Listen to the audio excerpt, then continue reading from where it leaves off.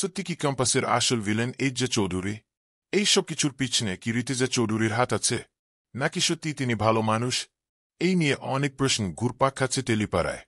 কারণ প্রথমে রিজা চৌধুরীকে নেগেটিভ চরিত্র মানে নেগেটিভ ভাবে দেখা গেলেও পরে হঠাৎ করেই পজিটিভ হয়ে যান তিনি। ক্যাম্পাসকে খুবই ভালোবাসেন। তার এই হঠাৎ পরিবর্তন দেখে অনেকেই বলতেছে, আসলে কি সত্যি ঋতুজা চৌধুরী আসল ভিলেন? তিনি কি ভালো মানুষের নাটক করছেন?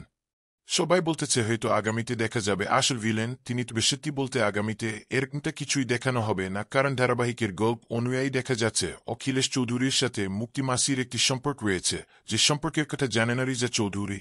আর এর থেকেই পরিষ্কার যে এর পিছনে রিজা চৌধুরীর কোন হাত নেই, মানে ঋতুজা চৌধুরীকে আগামীতে ভিলেন দেখানো হবে। আর তিনি আসলেই পজিটিভ। যদি মুক্তিমা এবং অখিলেশ চৌধুরীর কোন সম্পর্ক না দেখাতো, তাহলে হয়তো ধারণা করা যে তাছাড়াও ক্যাম্পাসে বেশ কয়েকজনকে নেগেটিভ চরিত্রে দেখা যাচ্ছে। মোনালিসা, তার দাদু অখিলেশ চৌধুরী, মুক্তি মাসি, এছাড়াও মাহি সাহা, আরও বেশ কয়েকজনকে। তাই রোজা চৌধুরীকে নেগেটিভ চরিত্রে দেখা যাবে না ক্যাম্পাসে এইচজে চৌধুরী এবং ক্যাম্পাসের শাশুড়ি বৌমার মিষ্টি সম্পর্ক আপনাদের কেমন লাগে কমেন্টে জানাবেন। ক্যাম্পাসের সকল আপডেট সবার আগে পেতে চ্যানেলটি সাবস্ক্রাইব করে পাশে থাকা বেল আইকনটি বাজিয়ে দিন। ধন্যবাদ।